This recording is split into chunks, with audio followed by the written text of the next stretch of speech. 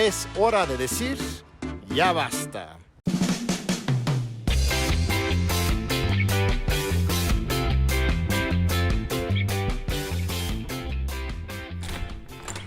Hola, hola, qué gusto, aquí estamos. Mira, estamos con una visita sorpresa a la Ciudad de México de un gran intelectual, un gran amigo. Ya lo conocen, han leído sus libros. ¿Cuántos libros has publicado, Boaventura? 30, 40. 30, 40, 50. Es un hombre prolífico. Aquí está con todos ustedes, Boaventura Sosa Santos. Bienvenido Placer aquí. enorme en volver.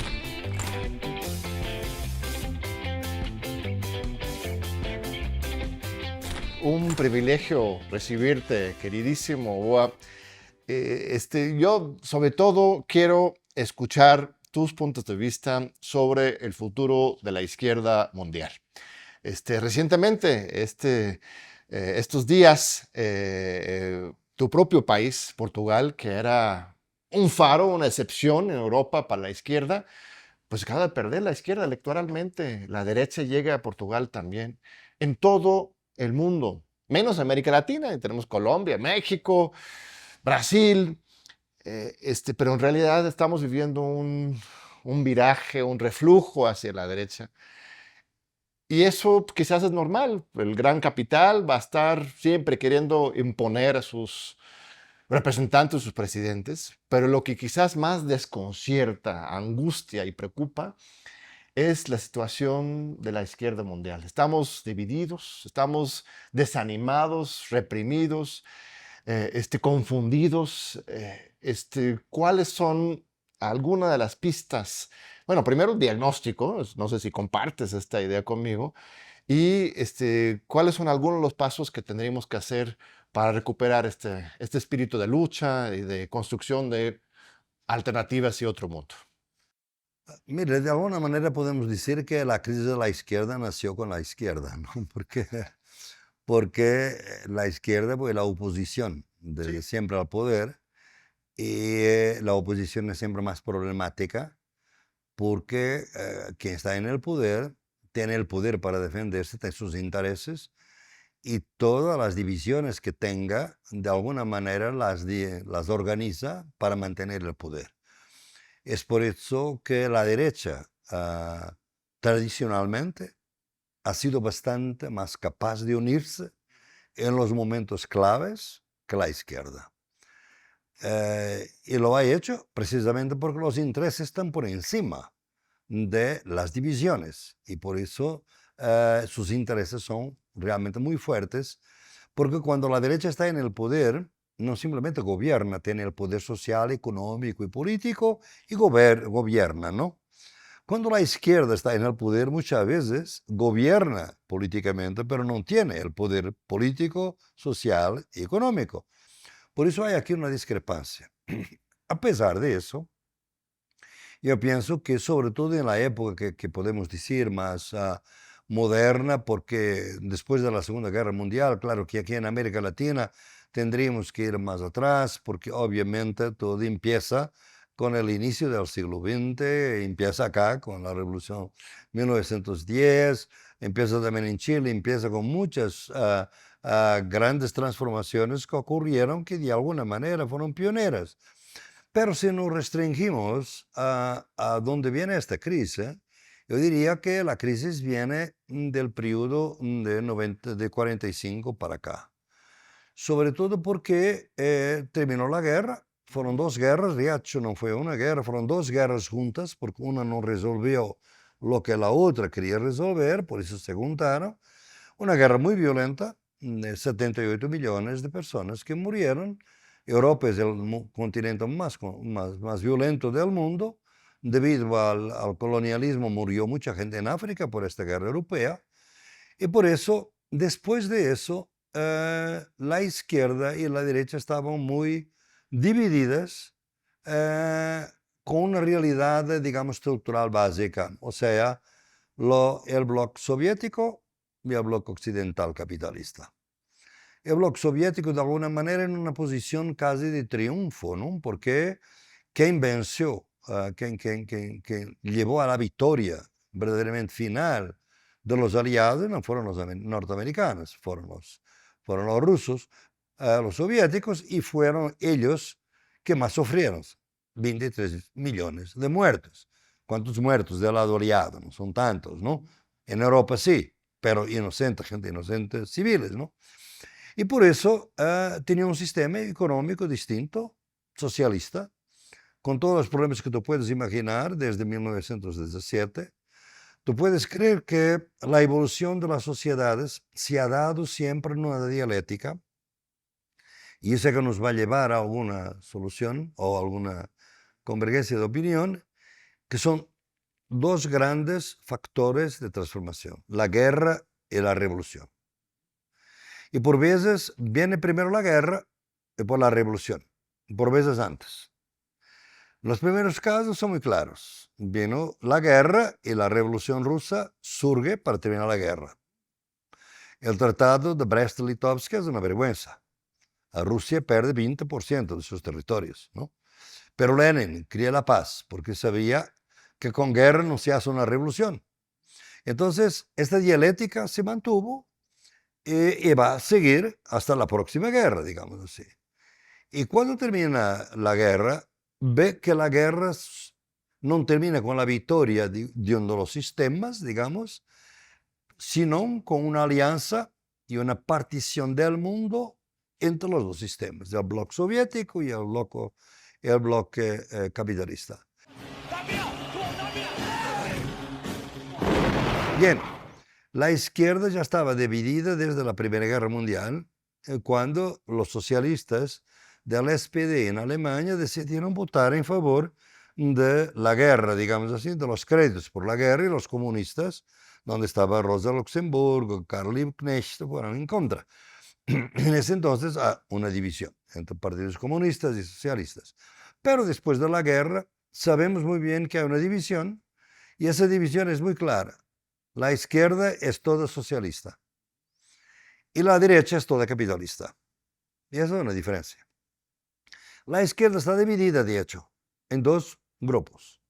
Una que es un socialismo de tipo soviético, son los partidos comunistas, y otros son los partidos socialistas demócratas, que quieren un socialismo democrático que ya venía desde fines del siglo XIX, con la idea de que el socialismo soviético era bueno para un país menos desarrollado, como era Rusia, pero no para un país más desarrollado, como era, por ejemplo, Alemania, en ese entonces, que era la frente, ¿no? Y por eso surge esta división. Y esta división es una división muy fuerte y que va a dominar prácticamente todo el mundo. Tú vas a tener la izquierda latinoamericana, recibe obviamente toda esta diferencia, porque años después tú tienes la revolución cubana, digamos así, ¿no? Y después tienes otra vez, en un contexto de guerra, la revolución cubana es la que no surge en un contexto directo de guerra. La revolución china es un contexto de guerra, y cuando el Partido Comunista en 1949 toma el poder. Por eso nos tenemos esta división que se va a mantener y con el tiempo se va a deshacer, pero la gente no lo nota mucho. Los partidos comunistas van a seguir su camino. El Partido Comunista, por ejemplo, cubano, no ha aprobado la Revolución Cubana. Tuvieron una política muy pro Unión Soviética. México tiene una experiencia muy dolorosa de eso mismo con el crimen en contra de Trotsky. O sea, realmente hay una división perdura porque hay realmente valores, hay opiniones, caminos, alternativas, por veces dogmáticas, pero hay una idea muy fuerte. Y esa idea es lo que caracterizaba a la izquierda, eran los valores, digamos, ¿no? Que podían ser problemáticos, pero no eran así. En Europa, al contrario, no se polariza, se despolariza de la siguiente manera. Los partidos comunistas europeos, a poco y poco, se van distanciando de la Unión Soviética, casi todos, excepto el portugués. ¿Por qué? Porque hay Checoslovaquia, hay Hungría, y la gente, el stalinismo ha creado una herida muy profunda dentro de la izquierda. Porque realmente los crímenes en contra los grandes revolucionarios no se podrían tolerar de alguna manera para una izquierda, pero la toleraron. Ve la fuerza que tenía la idea comunista en los años 50, que intelectuales como Merleau-Ponty y tantos otros eran a favor de los tribunales de Moscú, que era una vergüenza entre 1936 y 39. Del lado de acá, los partidos comunistas empiezan a distanciarse un poco, digamos así, con una a distancia se va a llamar más tarde en Italia y en España eurocomunismo, que es ya un cambio, que combinar comunismo con una sociedad democrática, y los partidos socialistas abandonan, en 1961, abandonan el socialismo y empiezan con la socialdemocracia. Ese es el partido alemán, SPD, que hace ese cambio, ¿no? Y por eso la izquierda se empieza a ser bastante más tolerante con el capitalismo.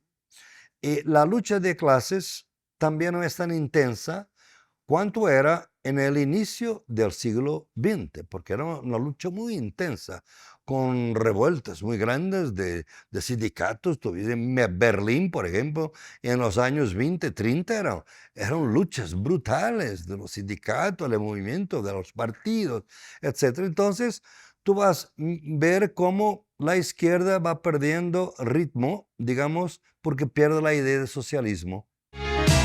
Y milita en una izquierda light, es izquierdizada.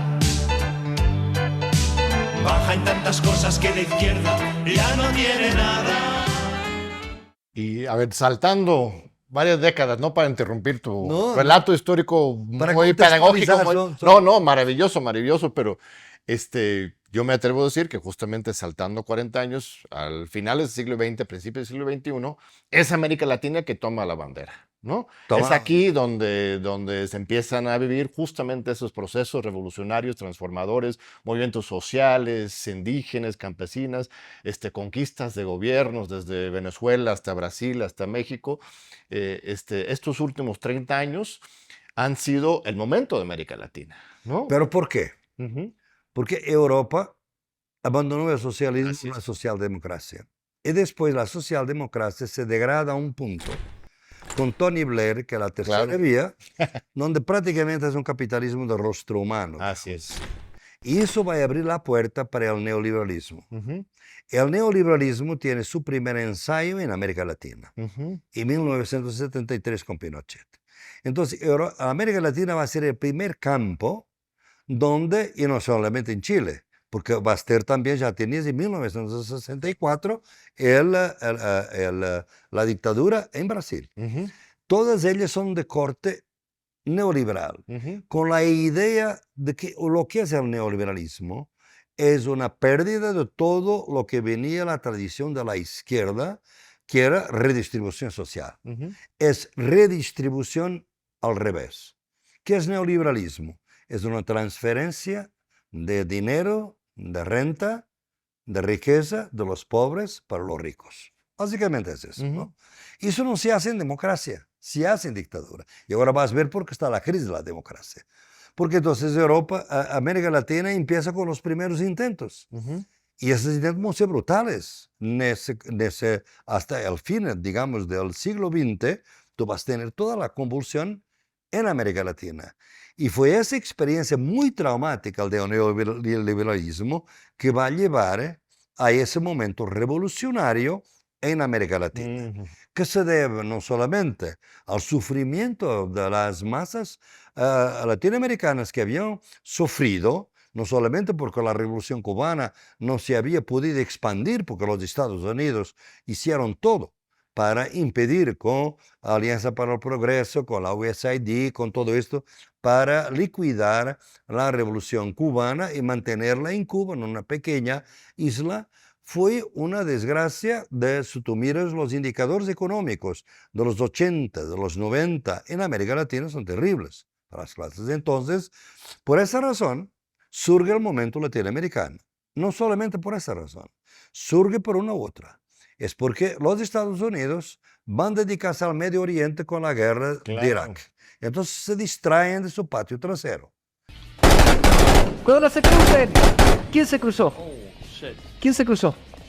y se van abandonando a lo que pasaba en América Latina, y ese es el momento de Chávez. Y es el momento de todos los países que van emergiendo en ese momento. Y cuando los Estados Unidos se dan cuenta que realmente se habían distraído desde el primer golpe, 2009, Honduras, Manuel Zelaya. Claro. Entonces, a partir de ahí, los Estados Unidos están intentando controlar. Ahora, este es un problema de geoestrategia, no es un problema de ideas. El problema es que saber si la izquierda se mantuvo con ideas para poder contraponerse a un ataque que vino, obviamente, del capitalismo globalizado, con armas nuevas de las cuales la izquierda no se había dado cuenta. Por ejemplo, la utilización de la religión. Cuando Rockefeller visita en 69 América Latina y dicen, tendremos que ofrecer una propuesta religiosa conservadora a América Latina para destruir la teología de la liberación. Son los evangélicos pentecostales. Claro. Fue una gran ambición. Yo viví eso en Cuernavaca, porque eran entrenados ahí. Iván Illich se separó totalmente de eso porque era donde aprendió el español para ir a América Latina. Iván Illich fue muy inteligente en ver que no era eso lo que quería. Pero fue una estrategia directamente de Washington de promover absolutamente. el evangelismo en contra de la teología de la liberación. Contra la teología de la liberación, que era un problema grave para la izquierda, porque la izquierda nunca se había dado cuenta de la importancia de la teología de la liberación por su secularismo. El secularismo fue lo que mató de alguna manera mucha izquierda. Los partidos comunistas, los partidos socialistas pensaban que era un trabajo social de base, pero no era político, y era altamente político. Ahora, hay otra beta de la izquierda mundial en que tú has participado de manera muy comprometido, que es el Foro Social Mundial, que surge de un contexto, del zapatismo en México, de las protestas en contra de las reuniones de la WTO, de la OMC, todo este momento de efervescencia al final de los 90, principios del siglo XX, paralelo a esto de las izquierdas de gobierno de América Latina, una cuestión de movilización social, popular, mundial, ¿no? Que de repente también se ha sumado. ¿Cuándo vamos a tener la siguiente gran reunión global de los pueblos del mundo? Mis hijas tienen 21 y 17 años y nos preguntan a mi esposa y yo, que nosotros, Irma y yo, nos conocimos en el encuentro intergaláctico por la humanidad y contra el neoliberalismo en 96 en la Selva de la Canora. Ahí nos conocimos de jóvenes, 23, 24 años, buscando futuro, utopía, y se hicieron muchas parejas ahí, no solamente nosotros. Mis hijas dicen, oye, ¿dónde vamos? No, nosotros también queremos conocer a otros jóvenes del mundo. Pues hay una reunión que organiza Rusia cada año, ¿no? En Sochi, ¿no? De jóvenes del mundo, interesante, pero es lo único. ¿Dónde está el Foro Social Mundial? ¿Dónde los jóvenes de hoy pueden encontrar solidaridad y construir esta esperanza generacional, ¿no? El Foro Social Mundial fue muy interesante porque veía el siguiente, cómo realmente el sistema soviético había colapsado. Se creó un vacío. Pero en política no hay vacío. Y por eso era una cosa mala, de alguna manera, para el movimiento socialista, porque con la crisis del comunismo era la crisis del socialismo, que no era la misma cosa, pero al mismo tiempo abrió espacios para otras cosas. Y entonces surgen movimientos sociales que tienen la palabra y que ya no era palabra legitimada, la libertad autorizada por los partidos socialistas y comunistas, pero es una libertad no autorizada, donde vienen los indianos, sobre todo de África, de mucha gente de África, que son campesinos, que son mujeres, que son indígenas sobre todo, y gente que nunca había hablado, que nunca era parte de la izquierda. La izquierda en América Latina había sido totalmente racista en contra de los indígenas, por ejemplo. Entonces, porque los indígenas no eran reconocidos como tal, eran mineros, eran campesinos, pero no eran indígenas. Entonces no había esa capacidad de mirar la diferencia cultural.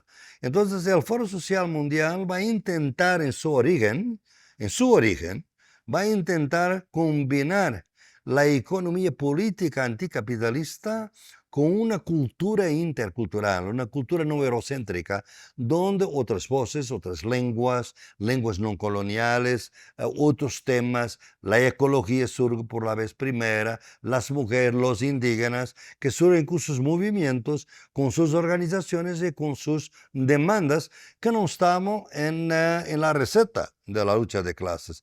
Por eso fue la primera vez que nos organizamos de una manera global y que éramos realmente, así nos vimos, porque fui un gran activista de ese momento, éramos la alternativa al Foro Económico de Davos. Claro. Yo llegué a hablar con los de Davos en el mismo día, porque nos reunimos en el mismo día.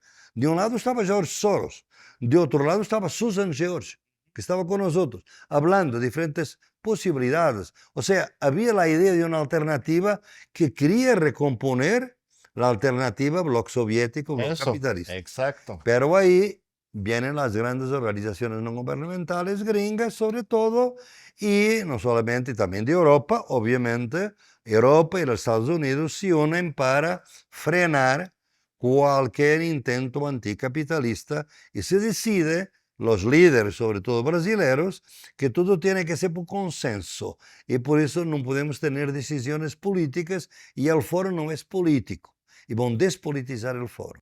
A ver, pero dices, las ONGs, ¿cómo intervinieron? ¿A partir de la cooptación? Si tú estás en África, tú ves un movimiento, tú no puedes ir de avión a Brasil.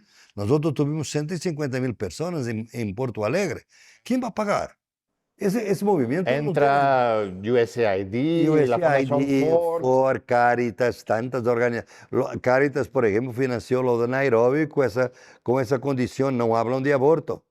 No hablan de aborto. No hablan O de lucha de clases tampoco. No, de clases nunca, ¿no? Por eso que nos llevó a criticar cada vez más y se creó un movimiento de reforma del Foro Social Mundial en que yo participé y que algunos tal, que intentamos hasta 2016, que fue la última reunión, 2016. donde vimos la crisis final del foro. Fue cuando hay un golpe en contra de Dilma Rousseff, que en ese momento era la presidenta de Brasil, y yo redacto, por miembro del Consejo Internacional, una protesta, un texto en nombre del Foro Social Mundial en contra del golpe, porque es en contra de la democracia. Claro. No habla de socialismo, democracia. Los brasileños no dejan salir ese documento. Porque es muy importante, porque era político. Era político y iban a poner en riesgo el financiamiento internacional porque estaban metiéndose en asuntos políticos. Tampoco pudimos salir con una protesta a favor de Palestina. Mira. Porque los alemanes nos han dicho, la ataque de Alemania, son las contradicciones de los movimientos. Eso es la organización de los de campo, pues. Claro, sí. Porque muy poca gente conoce estas contradicciones internas. Lo de ataque de Alemania nos han dicho, nosotros nunca vamos a aprobar algo que puede ser en contra de los judíos, entendido en contra de los judíos. Pues, sí. Y contra los judíos era en contra de Israel, que son dos realidades completamente distintas. Y obviamente Israel, no era una declaración antijudíos, sino claro, a favor de la paz y la autodeterminación obviamente de los palestinos. Entonces me parece que la crisis de la izquierda, después con la crisis del Foro Social Mundial, ella va, ¿cómo vamos a hacer? Vamos a tener una ola después, ¿no? Ustedes tienen la ola latinoamericana. Esa ola latinoamericana la conocemos con Chávez y con todo eso y con la crisis. En Ecuador participé activamente, en Ecuador, en Bolivia, de alguna manera México se quedó un poquito de fuera, bien habló después. Colombia se queda de fuera, solamente con Gustavo Petro. Brasil es el primero con Lula, Néstor y Cristina, etc. O sea, hay un movimiento realmente interesante. En Europa, mientras tanto, no solamente el primer golpe de Honduras de 2009, que ya va a ser una primera señal que las cosas van a ser más difíciles. Viene la crisis económica. ¿Quién ha producido esta crisis económica financiera? Esta crisis va a ser decidida por el capital que la provocó para crear una austeridad total y punir toda la desobediencia de los pueblos por su soberanía con políticas sociales, y va a ser el fin de todo lo que podríamos llamar de socialdemocracia. A ver, esto me llama mucho la atención porque te he escuchado decirlo antes y es muy importante la relación entre la crisis financiera 2008, y la represión o la desarticulación de estos movimientos de izquierda. ¿Cuál es el vínculo? O sea, el tema aquí es que el rescate a todos estos empresarios y este capital financiero que había generado la misma crisis, dio una lección de impunidad y además los empoderó aún más que antes, ¿no? Y esto implica su control mayor sobre los gobiernos y por lo tanto sobre los movimientos. ¿O cuál es el vínculo entre la crisis No, de el vínculo, 2008 y no, la crisis de la izquierda? el vínculo fue muy claro, es que la austeridad que antes era impuesta como política de ajuste estructural por el Banco Mundial en África y en Asia, etcétera, se impuso en Europa y se impuso en todos los países en América Latina. Y entonces se creó una crisis económica de la gente muy grave. Fíjate que en 2008 no había ningún partido de extrema derecha en Europa. Ujú.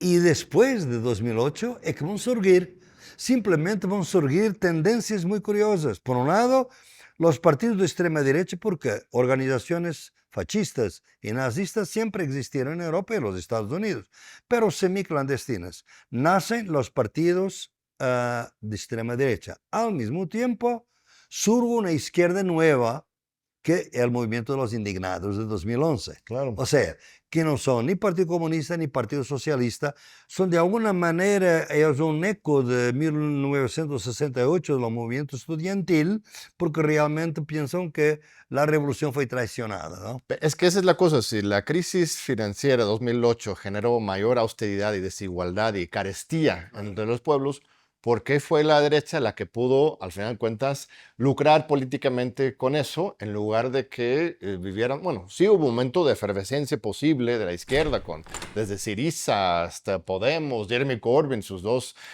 campañas muy valientes para Reino Unido. Pero al final de cuentas fue este populismo de derecha, este neofascismo de derecha la que aprovechó, lo que creció. Porque era natural, o sea, el capitalismo crea las crisis para se reproducir, básicamente. Hasta que viene una guerra. Y lo que estamos ahora a vivir es exactamente la proximidad de una tercera guerra mundial. Tú nunca, el discurso de la guerra es en este momento un discurso más importante que el discurso de la paz, en este momento en el mundo. Entonces, lograron la hegemonía del discurso de la guerra, porque saben que las crisis no están resolviendo toda la crisis de acumulación del capital, porque esto es todo lo que hablan de transición energética, de otro tipo de capitalismo, necesita de recursos naturales como nunca. Nos estamos en un periodo de recolonización, estamos a volver al colonialismo puro y duro. Cuando tú vas y ves que los Estados Unidos en Uganda son los que están a mediar el conflicto entre Uganda y República de Congo, ¿por qué? Por el litio, nada más. ¿Dónde está el litio? Están los Estados Unidos buscando recursos naturales, ahora con Elon Musk a la cabeza. En Bolivia, todo eso. Entonces, realmente la lucha por los recursos naturales es muy fuerte y eso sí hace, obviamente, en los países que fueron, obviamente, producto de colonialismo o países que están siendo sujetos a una lógica colonial. Si tú miras el tratado de minerales entre Trump y Ucrania, es un tratado colonial. Claro, No absolutamente. es entre dos parceros, nada. Es colonial. Entonces estamos en un periodo, tenemos un discurso descolonial en las universidades y una práctica de recolonización en la práctica política. Pues Y por eso la vamos. izquierda no sabe cómo salir de eso, Ujú. porque no entendió de alguna manera una alternativa. Un poco, sí. Yo quiero pensar que este cinismo absoluto, esta desnudez del poder, ¿no? El rey anda pues ya encuerado por el mundo. Pues llegó la hora para que los jóvenes, la nueva generación, pues empecemos a burlarse de ese poder, ¿no? Que pudiera surgir. Las redes sociales ya no son un espacio de libertad, pero tendremos que encontrar otros espacios para ubicar y generar conciencia. Estos extremos, ¿no? Son muestras del el decaimiento de un viejo sistema. Y el nuevo podría ser peor, claro, o sea, podría ser un nuevo neofascismo mundial, pero también es una oportunidad para reorganizarnos, articular una nueva conciencia a partir de las nuevas generaciones, Yo ¿no? pienso que sí, pero necesitamos probablemente de una guerra primero. Mira, O sea, para mí, guerra y revolución son muy conectadas. mira. Yo estoy a mirar sobre todo que viene ahí una guerra de una manera o de otra. Trump está transformando la guerra en una guerra comercial, pero de hecho es una guerra con armas, como tú has visto lo que han vendido al Qatar y todo eso. O sea, Europa se arma, ¿no? Yo pienso que vamos a tener primero una guerra antes que los sobrevivientes piensen que realmente el capitalismo murió, desapareció, porque es un producto histórico, la repartición. ¿Y por qué? ¿Dónde tú ves los jóvenes están divididos en dos grandes grupos? Para mí serán la esperanza de la izquierda.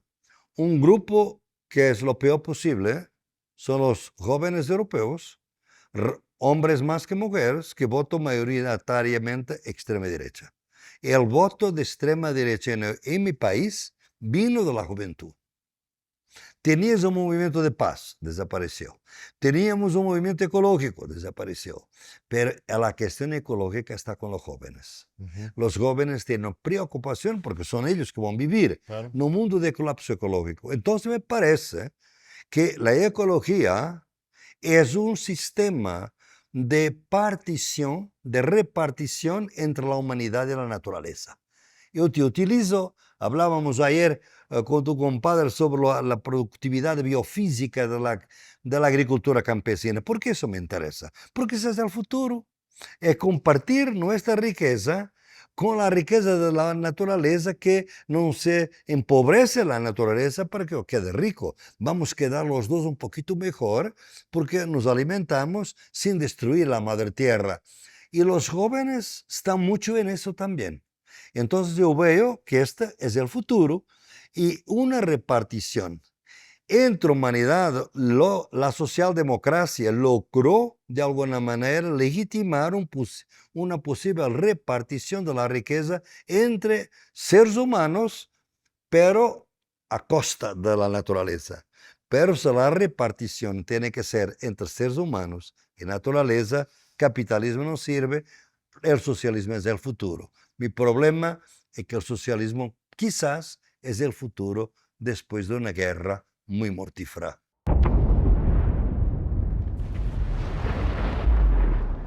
Bueno, bastante escalofriante tu diagnóstico, aunque al final de cuentas, un futuro de esperanza, si es que asumamos el reto histórico, sobre todo de las nuevas generaciones. Antes de terminar, querido Boa, pues quisiera darte un espacio para que expongas un poco sobre tu situación pública y personal, ¿no? Ha habido una pues cancelación, ¿no? En contra tuya. Se publicó un capítulo en un libro hace un par de años hablando de cuestiones de acoso y de diferentes problemáticas de género dentro del Centro de Estudios Sociológicos ahí en Coimbra. Entiendo que el año pasado ese capítulo se tuvo que retirar del libro, ya no existe como tal, porque no estaba sustentado en hechos empíricos. Hubo un proceso interno dentro de la universidad en que se hizo una investigación del centro, se hizo pues, como una reflexión general sobre la situación de que se tiene que mejorar las condiciones, pero nunca hubo una condena personal en tu contra y mucho menos en el sistema judicial. No hubo ni siquiera denuncia, entiendo. Pero aún así, tú renunciaste en noviembre a tu cargo investigador y como director del centro. Y pues cuéntanos un poquito. Hay muchas cosas escritas, muchos documentos, pero acláranos, por qué, qué es lo que ha pasado y por qué es todavía importante escuchar tu voz, querido Boa, y no caer en esta cancelación, ¿no? No, te agradezco la oportunidad porque yo veo esto como un proceso político de que hace parte la idea de silenciar el pensamiento crítico, sobre todo el pensamiento crítico independiente. Yo te puedo asegurar con los documentos que están saliendo ahora que yo nunca fui acusado en ningún tribunal. nunca me acusaron, nunca hubo ninguna denuncia que llegue a la fiscalía por acusaciones de algún crimen que vaya cometido. Tampoco en mi centro, que vaya conocido como documentado, fueron denuncias en la prensa, porque se transformó en un escándalo tan grande. Por un lado, porque era de izquierda y por mi reputación, y porque la comunicación social es toda ella de derecha en este momento. Hubo otros casos realmente de acoso real en otras facultades de Portugal y realmente nunca se ha visto la cara de las personas ni nombre. Al contrario, en mi caso fue un asesinato de carácter porque se quería silenciar el pensamiento crítico, fundamentalmente porque fui la única voz en contra de la continuidad de la guerra de Ucrania. Recibí amenazas de muerte. Recibí editoriales del periódico donde yo publicaba que me decía que era un agente de Putin y que estaba realmente totalmente contaminado, etc. Me intentaron cancelar por todos modos y después inventaron de alguna manera una cancelación de otro tipo que vendía mucho, que es el acoso sexual, acoso laboral, acoso moral, etc., que nunca hubo. Los documentos los muestran porque hubo después 3 mujeres que me denunciaron, una de las cuales no conozco. Una que fue una invención total, que fue una mapuche indígena, que yo desmentí totalmente porque no tenía ninguna verdad adentro. Decía que yo estaba reunido con ella en un restaurante de mi familia. Yo no tengo un restaurante de mi familia. Y presenté el tiquete del restaurante, que es un restaurante reconocido. Decía que nunca más contactó conmigo después de 2010. Y yo tengo los emails hasta 2015 pidiéndome plata para sus causas, ¿no? Entonces no hubo realmente ninguna situación de acoso ni sexual, como en mi caso. Había irregularidades quizás en el centro, no voy a decir que no, pero yo trabajé en los Estados Unidos 35 años y fui profesor en Madison en el periodo más alto del Me Too. Nunca fui atacado de ninguna irregularidad de comportamiento por el Me Too. Entonces, yo estoy tranquilo en eso. Yo vi que declaro de inmediato que había una lucha política en contra de mi izquierda por parte de la derecha y de alguna izquierda que ahora está suicidando con las últimas elecciones, porque fui mucho en contra de esta izquierda demasiado dogmática que no quería ver que la sociedad se transformaba. Después hubo racismo. Nunca se habló que conmigo era también difamada una gran investigadora mestiza y mozambicana, un gran investigador mestizo y caboverdiano. Son los 3 del capítulo. Pero nunca se habla de eso. Y esa gente fue la que sufrió más de alguna manera. Sufrí mi reputación, sufrí mi salud y obviamente ella sufrió una depresión y está con cáncer en este momento. El otro salió del centro. O sea, la rivalidad era por un lado política y por otro lado por una cosa que debemos discutir hoy también y durante nuestro tiempo, son rivalidades científicas que en las universidades ya no se discuten como rivalidades científicas porque la universidad neoliberal no quiere el conocimiento libre, crítico, libre y plural. Y entonces se están creando situaciones autoritarias de cancelación, porque tú cuando cancelas a una persona no discutes con ella. Tú cortas No de hubo, inmediato. ahí me queda claro que no hubo ni siquiera un derecho de réplica de tu parte, ¿no? Y es Yo nunca fui escuchado, yo nunca me defendí, nunca fui escuchado por nadie. Me estás hablando aquí preguntando, y di una entrevista ahora reciente ahí al país, 2 años después. Ahora se van a surgir los documentos y la gente va a ver todas las ilegalidades muy bien. cometidas en mi contra. Y en general estás a favor de la igualdad de género, de la liberación feminista, Por- de la transformación del mundo en Pero contra ese del es el patriarcado, por supuesto. Mira, te voy a dar un ejemplo. La empresa comunicacional que me apoya son de todas las feministas. Feministas muy ¿Cómo fuertes se en llama? España.